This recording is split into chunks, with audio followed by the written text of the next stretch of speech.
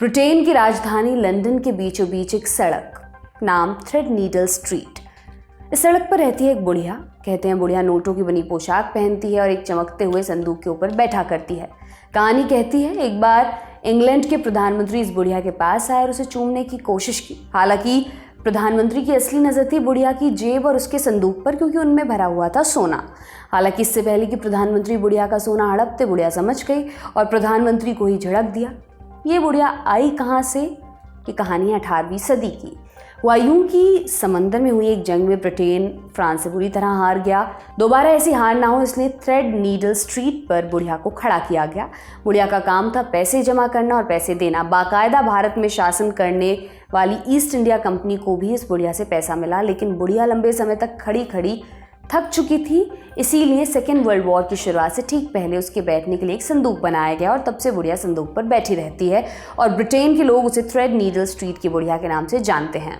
नमस्कार, मेरा नाम दिव्यांशी सुमराव है। आप देख रहे हैं तारीख, जिसमें आज हम आपको सुनाएंगे कहानी ओल्ड लेडी ऑफ थ्रेडनीडल स्ट्रीट और उसके संदूक की।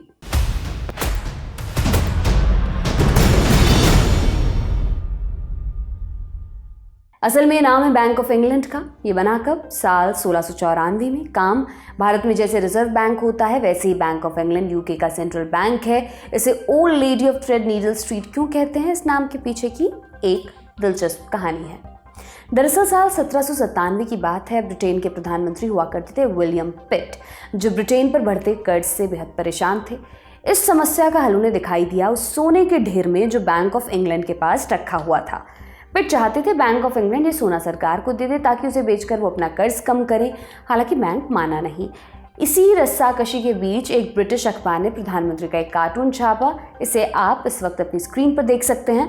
कार्टून में नोटों की पोशाक पहने जो बुढ़िया दिखाई दे रही है, दरअसल वही बैंक ऑफ इंग्लैंड है।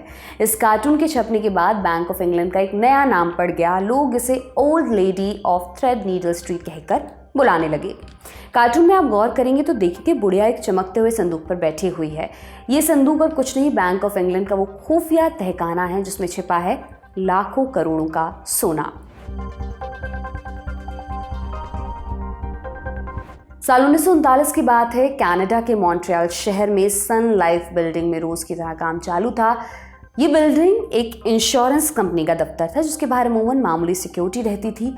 सितंबर महीने में अचानक इस बिल्डिंग के बाहर सुरक्षा एकदम कड़ी कर दी गई। रॉयल कैनेडियन माउंटेन बिल्डिंग के गार्ड अब हर वक्त बिल्डिंग के बाहर तैनात रहते। किसी को पता नहीं था कि ऐसा अचानक क्या हुआ है। लोगों को शक था कि बिल्डिंग में ब्रिटेन के शाही जेवर रखे हुए हैं। बात कुछ प्रतिशत सही भी थी। दरअसल उसी समय हिटलर ने पोलैंड पर हमला किया। शुरुआत हो गई सेकेंड वर्ल्ड वॉर की। पोलैंड के बाद अगला नंबर फ्रांस और ब्रिटेन का था। युद्ध की आशंका देखते हुए ब्रिटेन ने एक बड़ा कदम उठाया और अपना बहुत सारा सोना जहाज में लादकर कनाडा भिजवा दिया। इस ऑपरेशन को ऑपरेशन फिश का नाम दिया गया। जो सोना ब्रिटेन ने कनाडा पहुंचाया था 2024 के अनुसार उसकी कीमत 4.5 लाख करोड़ रुपए थी। दुनिया के इतिहास में इससे पहले ऐसा कभी नहीं हुआ था कि इतना सोना एक से दूसरी जगह ले जाया गया हो। कनाडा में ये सोना सन लाइफ बिल्डिंग के तहखाने में रखा हुआ था, जिसके बारे में कंपनी के कर्मचारियों को भनक तक नहीं थी। युद्ध खत्म होने के बाद ये सोना वापस ब्रिटेन लाया गया। दिलचस्प बात ये थी कि लाने ले जाने के दौरान सोने की एक भी ईंट इधर से उधर नहीं हुई। सेकेंड वर्ल्ड वॉर के बाद कनाडा से सोना वापस लाया गया और इसे रखा गया वही थ्रेडनीडल स्ट्रीट वाली बुढ़िया के तहखाने में, यानी बैंक ऑफ इंग्लैंड के तहखाने में। अब चलिए जानते हैं कैसा है ये तहखाना और 21वीं सदी में यहाँ कितना सोना रखा हुआ है। थ्रेडनीडल स्ट्रीट की सड़कों से गुजरते हुए आम लोगों को शायद एहसास ना हो, उनके ठीक नीचे बने हैं बैंक ऑफ इंग्लैंड के तहखाने। तहखानों में नीले रंग की शेल्फ में रखी जाती हैं सोने की ईंटें। एक ईंट का भार लगभग 12 किलो और एक ईंट की कीमत लगभग 4 करोड़ रुपए। बैंक ऑफ इंग्लैंड के नीचे से 8 तहखाने हैं। दुनिया में कुल सोने का 20% हिस्सा इन्हीं तहखानों में रखा हुआ है, जिसका कुल भार है 6256 टन। इस खजाने की कीमत कितनी है? लगभग 20 लाख करोड़ रुपए। चूंकि इंग्लैंड का बैंक है, लिहाजा तहखाने में रखा अधिकतर सोना ब्रिटेन की सरकार का है। हालांकि दुनिया के 30 और देश हैं और 25 बैंक ऐसे हैं जो इस तहखाने में अपना सोना रखते हैं। इस तहखाने की सिक्योरिटी कैसे होती है? बीबीसी की रिपोर्ट के अनुसार इन तहखानों में घुसने के लिए जो ताले लगे हुए हैं उनमें लगने वाली चाबियां 3 फीट लंबी होती हैं। एक और दिलचस्प बात सुनिए। बीबीसी की रिपोर्ट के अनुसार हर तहखाने में कितना सोना रखा जा सकता है, इसकी भी एक लिमिट है।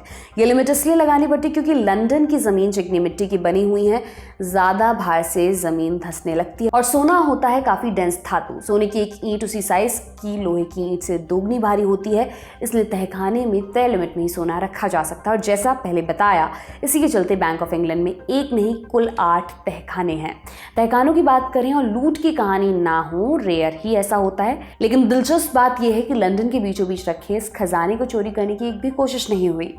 325 साल में एक बार भी नहीं। हालांकि एक किस्सा है, जब तहखाने की रखवाली करने वाले गार्डों को भूत की आवाज सुनाई देने लगी। बैंक ऑफ इंग्लैंड की वेबसाइट के अनुसार कहानी कुछ यूं है कि एक बार एक व्यक्ति लंदन के नीचे बहने वाले सीवर्स की मरम्मत का काम कर रहा था। काम करते उसका हाथ एक पत्थर पर पड़ा, पत्थर हिल रहा था। उसने उसे हटाकर देखा, वहाँ एक रास्ता बना हुआ था। व्यक्ति उस रास्ते के अंदर घुसा। उसने पाया कि वो एक खुफिया रास्ता था जो सीधा बैंक ऑफ इंग्लैंड के नीचे बने तहखाने तक जाता था। वो व्यक्ति चाहता तो तहखाने का माल लेकर चंपत हो सकता था, लेकिन उसके दिमाग में एक दूसरा ख्याल आया। उसने बैंक के मैनेजर के नाम एक चिट्ठी लिखी और बताया कैसे तहखाने की सुरक्षा में एक सुराख है। उसने लिखा वो 2 बार तहखाने के अंदर जा चुका है। ये सुनकर बैंक के अधिकारी चौंके। बैंक में आज तक चोरी नहीं हुई थी, सुरक्षा इतनी चाक चौबंद थी कि परिंदा भी पर नहीं मार सकता था। लिहाजा उन्होंने उस सीवर वाले की बात को सीरियसली नहीं लिया। एहतियातन हालांकि जांच के आदेश दे दिए गए। पुलिस ने तहकीकात शुरू की, सिक्योरिटी की पूरी जांच हुई, लेकिन उन्हें कुछ नहीं मिला। उन्होंने खत को फर्जी करार दे दिया। इसके कुछ दिन बाद बैंक के पास एक और खत आया। इस बार खत लिखा था सीवर कर्मचारी की पत्नी ने। वो अपने पति को सच्चा साबित करना चाहती थी, इसलिए उसने इस बार अपने पति से तहखाने के अंदर रखा एक खाली डब्बा मंगवाया और उसी में डालकर खत भेजा। उसने लिखा आधी रात को 2 लोग तहखाने के अंदर जाएं और दरवाजे को अंदर से बंद कर लें। अधिकारियों ने ऐसा ही किया। उन्हें अब तक सुरक्षा में कोई झोल नजर नहीं आया था, लिहाजा आधी रात को तहखाने में जाकर वो चिल्लाने लगे, कौन भूत है, अभी सामने आए। इतना कहना था कि अचानक उनके कंधे पर किसी ने हाथ रखा।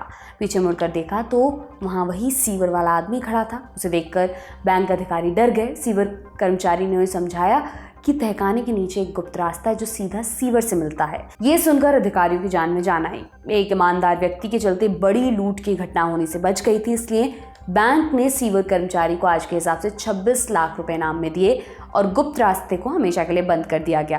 बैंक ऑफ इंग्लैंड में इसके बाद चोरी की कभी कोशिश नहीं हुई।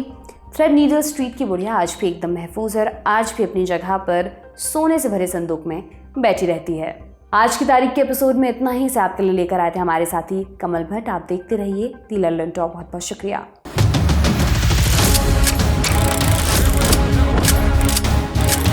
कंधों पर मेहनत का बस्ता, आंखों पर कौतूहल का लेंस, आपकी कहानियों के पहले गवाह और पर्दे के पीछे के नायक, गांव देश के मिजाज सुनने को तैयार हैं।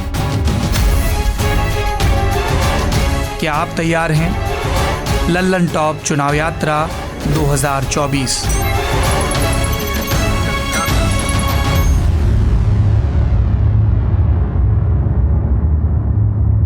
Powered by Mangaldeep. प्रार्थना की महक प्रार्थना के बाद भी। Candid dusting powder, ITC sunrise मसाले, स्वाद बिहार का।